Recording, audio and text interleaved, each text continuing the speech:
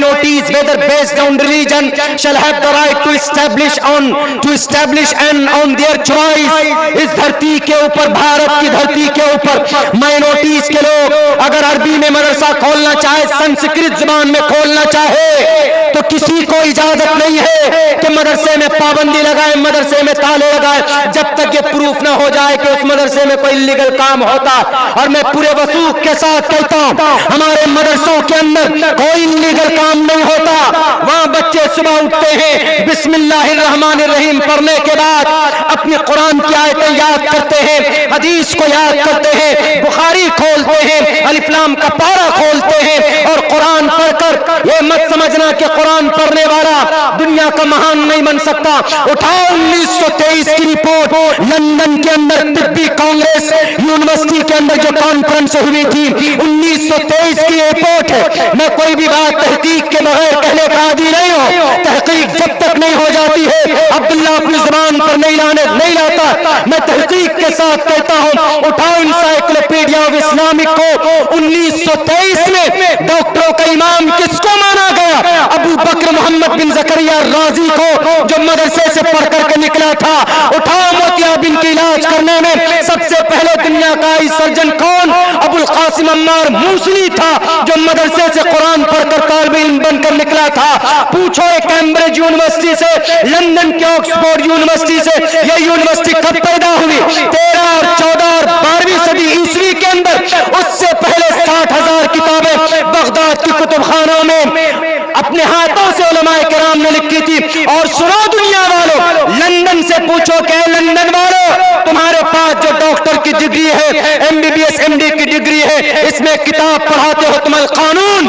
इस किताब में 10 लाख अल्फाज है। इस किताब को लिखने वाला कौन? जापान वाला, तुर्की वाला, लंदन वाला नहीं। इस किताब को लिखने वाले का नाम शेख हुसैन इब्न अली सीना, जो 10 साल की उम्र में हाफिज कुरान बना था। एक हाफिज कुरान की किताब पढ़कर आज दुनिया का डॉक्टर बनता। आयुर्वेदिक दवाई को किसने पैदा किया? बाबा रामदेव ने? बिल्कुल नहीं। आयुर्वेदिक दवाई की खोज करने वाले का नाम अबू मंसूर बगदादी है, जो कि मदरसे का पढ़ा हुआ था। मेरे भाइयों, नारे तकबीर, नारे तकबीर, अज़मत उलमा, अज़मत उलमा, अज़मत मदारिस, हजरत मौलाना अब्दुल्ला सालिम कमर चतुर्वेदी अल्लाह। हमारे पास में तुम्हारी मैंने चलने की आंट सुनाई दी है जन्नतुल फिरदौस में। उन्होंने कहा कि अल्लाह के नबी, आपने ये फरमाया ना कि जब भी वजू टूटे तो वजू कर लिया करो, 2 रकात तहियतुल वजू पढ़ लिया करो, 2 रकात नमाज पढ़ लिया करो। आपसे मैंने आपको देखकर मैंने सीखा है और आपके अमल के मुताबिक अमल करता हूं, तो बस मेरा यही एक अमल है। उन्होंने कहा कि तुम्हारे इसी अमल की वजह से अल्लाह ने तुम्हारे मकाम को जन्नत के अंदर बुलंद किया। ये नहीं कहा कि बिलाल हबशी तो बड़ा काला कलूटा है, बिलाल हबशी की कोई अहमियत और हैसियत नहीं है। तो अल्लाह के नबी अलैहिस्सलातु वस्सलाम कल क़यामत में भी सारे लोग परेशान होंगे। मैं माइकल एच हार्ट की रिपोर्ट पेश करके अपनी जगह लेता हूं। माइकल एच हार्ट ने यूं कहा कि ये शख्स दोनों जहान में इस उम्मत को बचाने वाले, दुनिया में भी बचाने वाले। जैसे और कौम तबाह हुई, अल्लाह के नबी की दुआ की वजह से ये कौम तबाह व बर्बाद नहीं हो रही है। आप लाख गुनाह कर लें, आप लाख जिना कर लें, आप चोरी कर लें, अल्लाह आपको वक्ती तौर पर उस शख्स को परेशानी में मुब्तला कर सकता।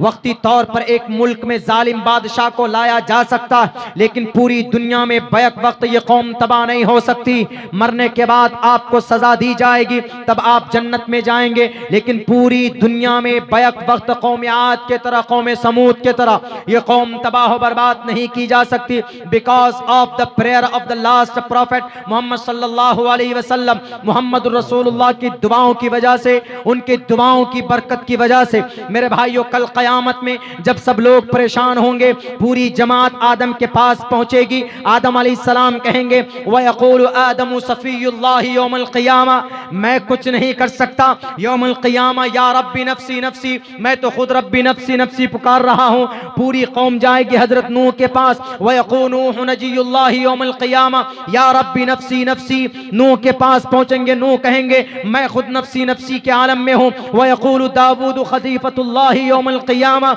या रब्बी नफ्सी नफ्सी। वयक़ूलु सुलैमान साहिबुल ममलकती यौमल क़ियामा या रब्बी नफ्सी नफ्सी। वयक़ूलु सुलैमान वयक़ूलु मूसा कलीमुल्लाहि यौमल क़ियामा या रब्बी नफ्सी नफ्सी। वयक़ूलु यूसुफ सिद्दीक़ुल्लाहि यौमल क़ियामा या रब्बी नफ्सी नफ्सी। वयक़ूलु ईसा रूहुल्लाहि यौमल क़ियामा या रब्बी नफ्सी नफ्सी। सारे अंबिया कहेंगे मैं तुम्हारी किसी एक शख्स की भी मदद नहीं कर सकता, क्योंकि मैं खुद परेशानी के आलम में मुब्तला हूं। अगर तुम्हें कोई माए का लाल बचा सकता है, अगर तुमको इस परेशानी से निजात दिला सकता है, ये बात हो ही रही होती है कि उधर से एक आवाज आ रही होगी, वयक़ूलु रसूलुना व नबीयुना व हादियुना व शफीउना मुहम्मदुन सल्लल्लाहु अलैहि वसल्लम यौमल क़ियामा या रब्बी उम्मती या रब्बी उम्मती। ए अल्लाह मेरी इस उम्मत को बख्श दे, ए अल्लाह मेरी इस उम्मत की मग़फ़िरत फरमा दे। ए अल्लाह मैं नहीं जाना चाहता जन्नत में जब तक मेरे उम्मत का, मेरी जमात का एक एक बंदा जन्नत में नहीं चला जाता।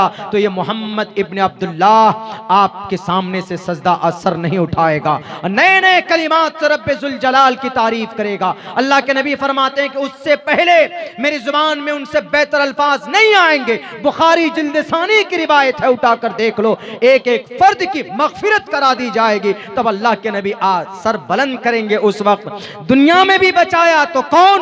मोहम्मद। कल क़यामत में भी हमारा बेड़ा पार कोई करेगा तो मोहम्मद। बोलिए सुभान अल्लाह। मेरे भाइयों, इसीलिए माइकल एच हार्ट एक फ्रांस का एक रिपोर्टर है जो क्रिश्चियन है। मोहम्मदुर रसूलुल्लाह की इतनी अच्छी बात उन्होंने अपनी किताब में नकल की है, लेकिन हम लोगों को उससे कोई परवाह नहीं। मेरे मुसलमानों, मेरे नौजवानों, मेरे भाइयों, मेरी माओ और बहनों, बहुत खूबसूरत जलसा आपने सुना है, बहुत अच्छी अच्छी बातें सुनी हैं।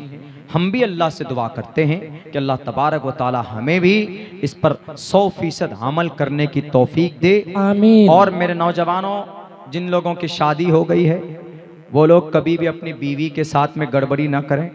अगर आपके ऊपर भी कुछ हुकूक होते हैं, हमारी जो माएँ बहनें हैं, जो उनके शौहर हैं, आप अपने शौहर के इनकम के हिसाब से उनसे डिमांड कीजिए। अगर आपका शौहर 1 रुपए कमाता है तो आप उनसे 54 का डिमांड कीजिए। ये नहीं कि आपका शौहर 1 रुपए कमाता, आप करेंगे हमको 1.5 रुपए की शॉपिंग कराओ, मसला फिर झगड़े का हो जाएगा। आपका शौहर बाहर जाता है तो आप ही के लिए मेहनत करता है। आप अपने शौहर की गैर मौजूदगी में कभी भी किसी गैर महरम से ना बात करें, ना उसको घर के अंदर आने दें। ये तरीक़ा है जो जिम्मेदारी है। अभी एक आयत पढ़ी गई थी, मारूफ साहब ने पढ़ी थी, फला तख़ज़ाना बिल क़ौल, अपनी बातों में लचक पैदा मत करो। कहीं से फ़ोन आता है आपके पास किसी अजनबी का, किसी स्ट्रेंजर पर्सन का, तो आप सख्ती से बात कीजिए। यूँ मत कहिए उधर से फ़ोन आए कि हेलो मैडम, मुझे फिरोज़ साहब से बात करनी है, तो अगर आप डायरेक्ट कह दीजिए कि फिरोज़ साहब नहीं है, अभी बात नहीं हो सकती, बात ख़त्म। ये नहीं, हाँ बोलिए क्या बात है, मैं उसकी वाइफ बोल रही हूँ, मैं उसकी पत्नी बोल रही हूँ, बोलिए क्या बात है, मैं हूँ ना आपसे, मुझे शेयर कीजिए, तो वो कुछ और समझेगा कि सिग्नल मिल रहा है। इसीलिए फला तख़ज़ाना बिल क़ौल, बात में नरमी पैदा मत कीजिए, सख्ती के साथ, क्योंकि औरत की आवाज़ में कशिश होती है। अभी शायद कौन सी तारीख की, 2 तारीख की बात, 1 तारीख की बात थी, प्रोग्राम में जा रहे थे तो वहाँ जो ड्राइवर हमको मिला, माँ का फ़ोन आया, वैसे ही रूटली बात कर रहा है कि स्ट्रिक्टली एकदम गुस्से में आकर, अम्मी मैं बार बार कह रहा हूँ मैं गाड़ी चला रहा हूँ, तुम क्यों फ़ोन कर रही हो? अम्मी परेशान, बेटे ये काम है, ठीक है आके कर लूँगा। बीवी का फ़ोन आया तो गुस्सा, अरे बाप रे, 15 मिनट के बाद पता नहीं किसी मोहतरमा का फ़ोन आया तो चेहरे का रंग ही बदल गया। हाँ मैडम बोलिए, मैं यहाँ चल रहा हूँ, हाँ इतने मिनट में पहुँचूँगा, बोलो तुमको क्या इसमें चाहिए? वैलेंटाइंस डे में अभी आ रहा ना 14 फरवरी, वैलेंटाइंस डे में क्या चाहिए? हमने कहा कि वाह क्या ज़माना है। भारत ने तरक्की की हो ना की हो, लेकिन इन नौजवानों की तरक्की हो गई। क्यों? औरत की आवाज़ में कशिश होती है। मेरे माँ और बहनों, आपकी आवाज़ में जो कशिश है ये अल्लाह ने रखी है, इसीलिए इस आवाज़ को छुपा कर रखें। और हमारे नौजवान भी अपने समाज की बहू बेटियों को परेशान करते हैं। किसी का नंबर मिल गया तो फौरन फोन करेंगे, हेलो मैडम आपका नंबर मेरे मोबाइल में सेव था। उसके बाद में फिर वो काट देती, फिर दोबारा क्या कहता, हेलो मैडम कौन बोल रहे हैं आप? ओ अच्छा